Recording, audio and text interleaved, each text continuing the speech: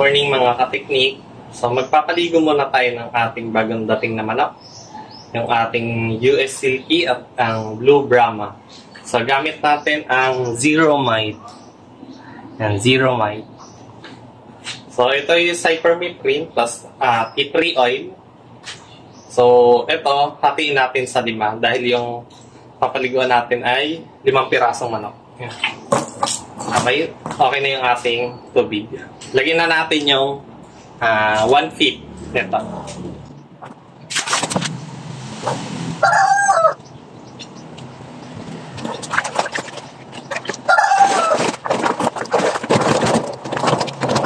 Okay, haluin lang natin mabuti. Kunin na natin yung ating manok.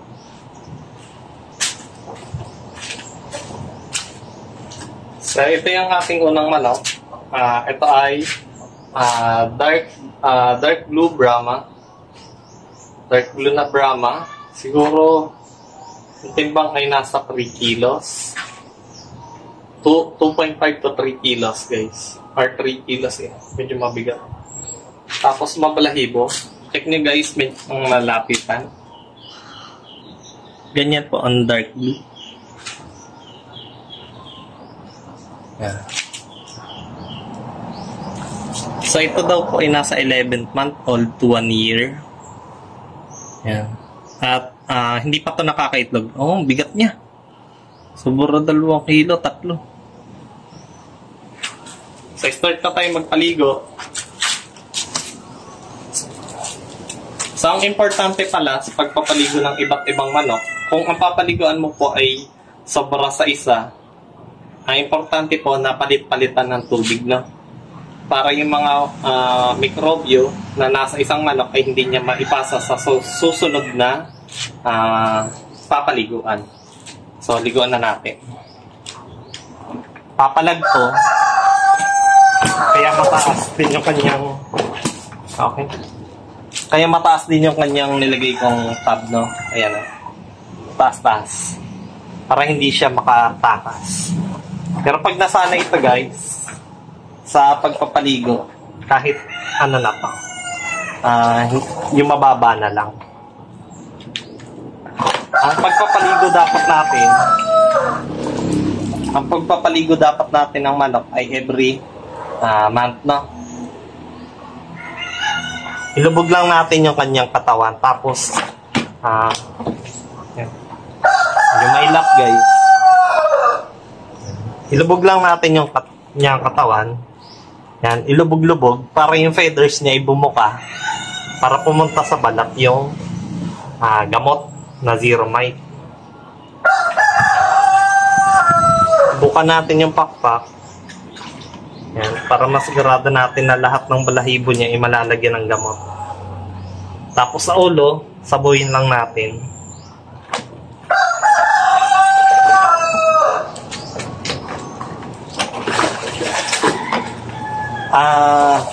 Kapag may sakit ang manok nyo, no? Tapos matamlay, liguan nyo lang, mabilis lang. Pambawas din ng bacterial load. Mas mabilis gagaling yung gamot nyo, tapos sabayan nyo na ng tamang gamot. Pwede kayong magtanong sa akin, mag-PM kayo, kung kayo hindi sigurado, no? Tapos may mga itatanong lang ako, ng mga sintomas ng manok nyo. Tapos, doon ko masasabi kung ano pwedeng igamot sa manok niya, no? Hindi naman ako vet. Ano lang, napapanood ko lang. Ayan.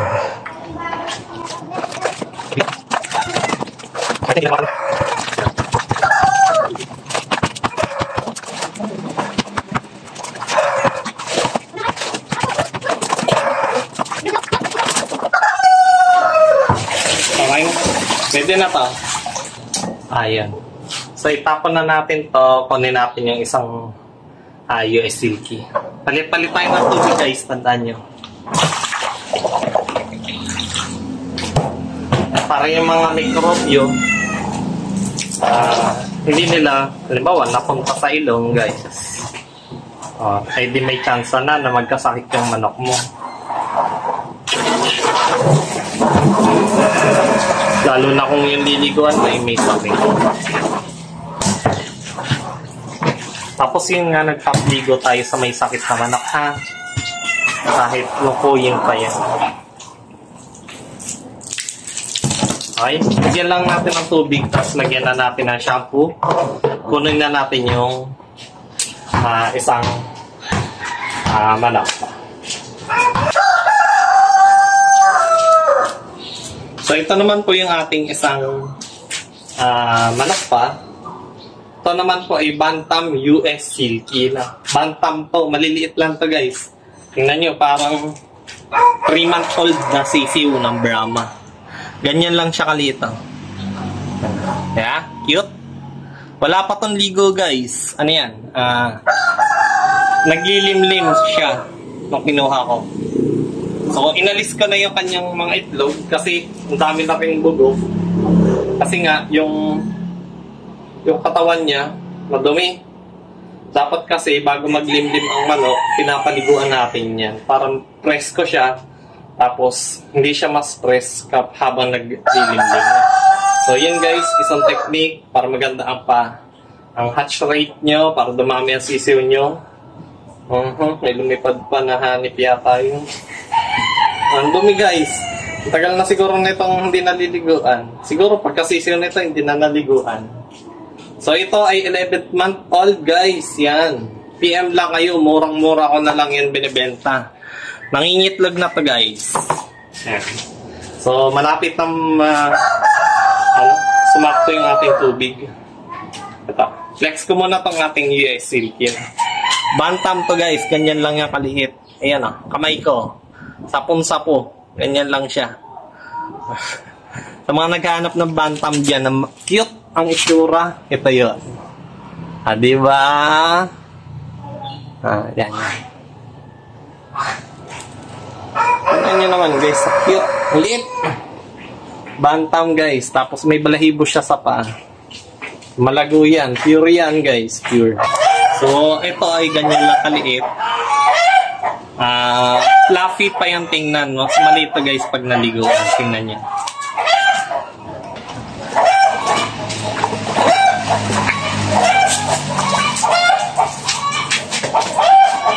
Okay, tapos na natin yung isang silky. Putulan lang natin mamaya nito ng balahibo sa may puwetan niya kasi nalalaglagan niya ng ipot. So guys, ganyan lang. Ganyan lang siya kaliit guys. Mukhang sisiw. Okay, patayin na natin guys. Isa lang na natin sa araw. So kanina, yung ating silky na hen, ito naman yung ating silky na roaster na. Ito yung roaster natin. So, ganun pa rin. Maliit lang din siya. Bantam.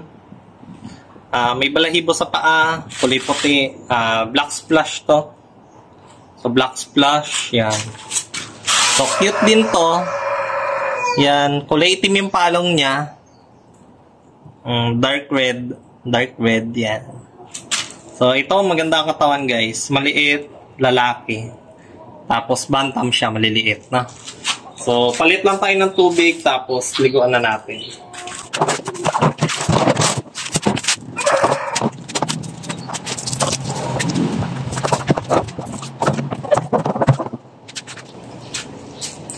So, after natin magpaligo, ligo naman tayo guys. Baka naman tayo yung napasahan ng parasites, no?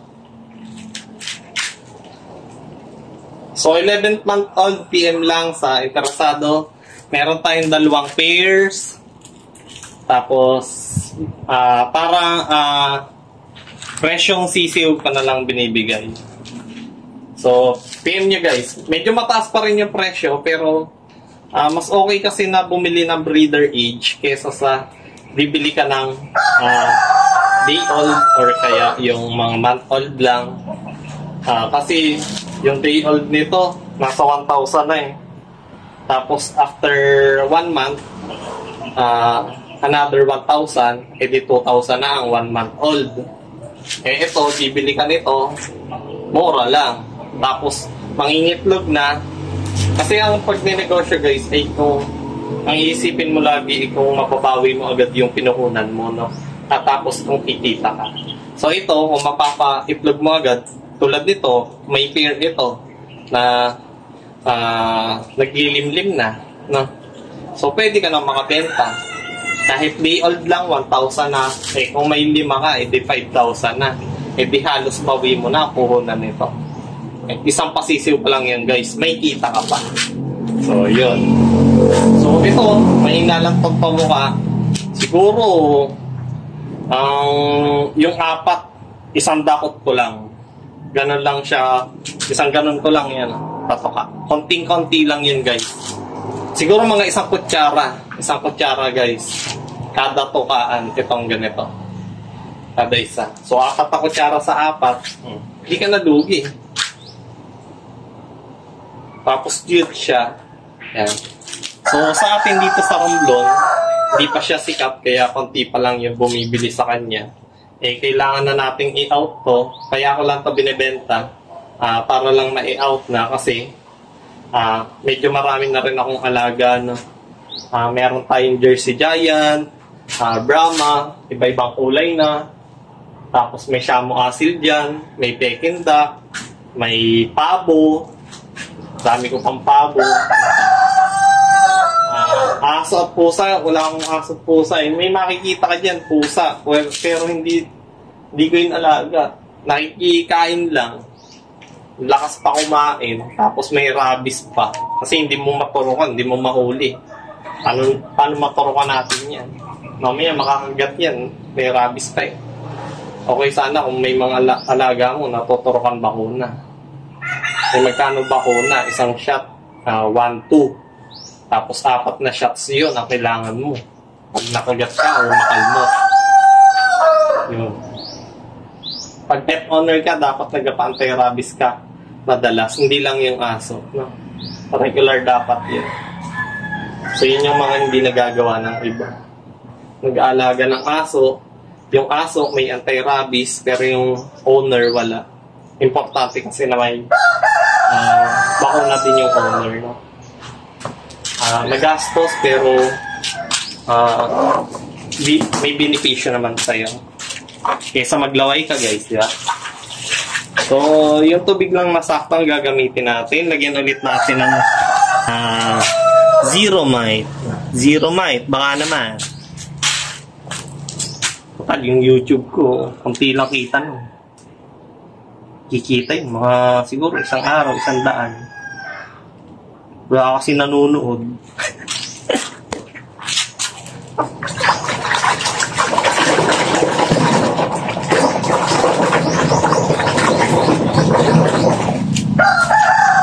Total, nakinood ka na rin lang. Subscribe mo na ako sa YouTube ko. Nag-upload ako doon ng sari-sari pero mas more sa mga backyard farming, yung mga pag-aalaga ng hayop, ganyan. Ang pangalan ng backyard, ng YouTube channel ko ay ito, Backyard Farming Technique. Ito po. So, subscribe niyo ako guys. Yan. Nag-ano ko doon, tutorial. Nag-aalam-alaman, yun lang. So, ito, start na tayo ng pangalawa natin.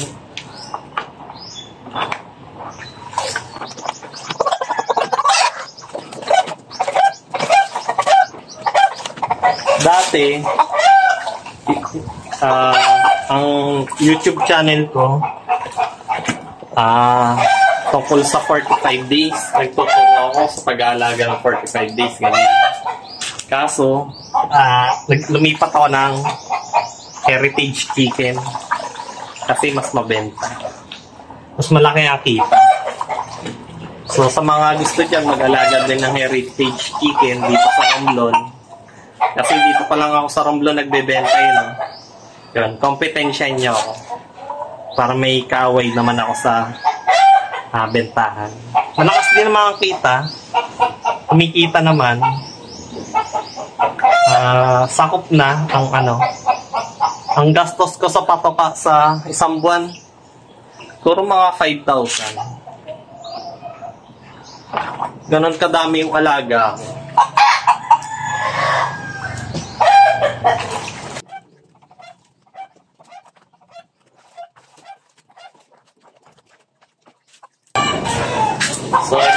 nasa pangatlo na tayo ng Bantam Silky.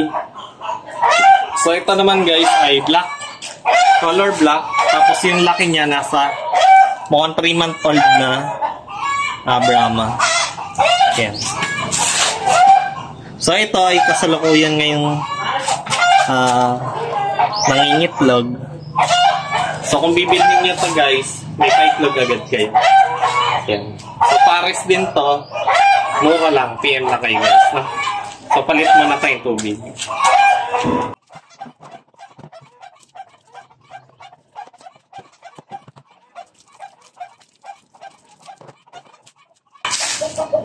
Ang ganda yan. Kunya sa pulpa to. Saan mo ito? Ha? Ang binibok. Ibenta. Magkakapera. Naswende. Naswende.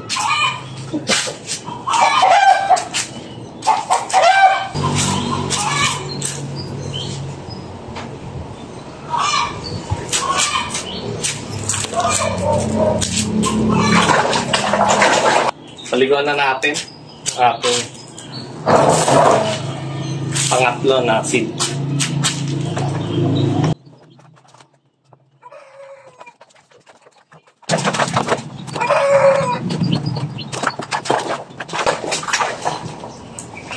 Okay, pwede na yun. Maliit lang naman siya.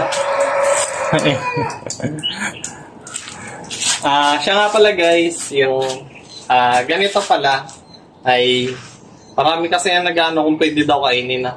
Pwede po, masarap po ang lasa ng ganito. Kaya lang, yung isang ganito, 800 grams lang siguro. Or mahigit lang kalahating kilo. No? Pero masarap naman. So, katay tayo pag nakapagpalaki tayo ng silky na ganito. Yeah. Okay? Kunin na natin yung pang-apat. Okay. Ito naman yung ating last pair. Ang kulay niya ay ganito. Hindi ko alam kung anong tawag sa kulay na ganyan. Yan. Ganun. Pangit ang lighting natin. So maganda. So itong pair ng ating black na hen. Yan. Bantam pa din. So cute, maliit. Pero yung size puro. Yan. Siguro ito nasa mahigit 2 kilo. Tapos fluffy yung kanyang likod Yan. Kaya pag naglalakad to guys, ang ganda. Baka tumakbo. So, ligawan na natin. Pwede na. Mix na natin.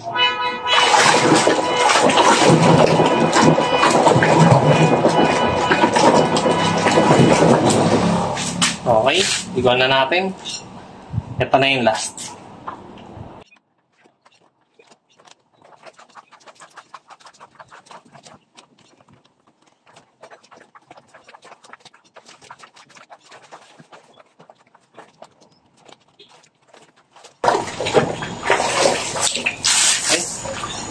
Okay, bilad na natin.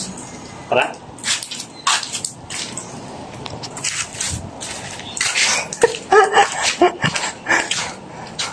Grabe sa buhok.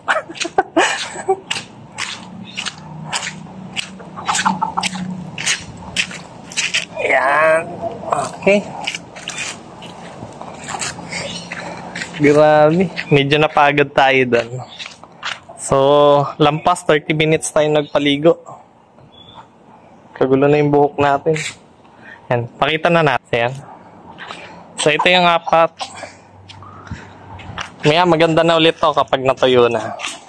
So, yan. Ito yung ating Bantam Silky. Yan. So, 2 pair yan. Bilhin nyo na guys para magkaroon din kayo niyan. May itlog na yung isa naglilimlim na. Tapos dito naman sa kabila, yung ating Brahma na hen. No? So, yan. Mamaya matutuyo na rin yan. Hindi okay na rin yan. At yan. Kung mapapansin nyo, pinaglayo ko, no? Para kung sakaling may sakit yan, kasi bagong dating tong dalawang set na to eh. So, kung may sakit kang isa dyan, at least hindi sila magka salin-salin na. Okay? So, yun lang mga katiknik. Bye-bye!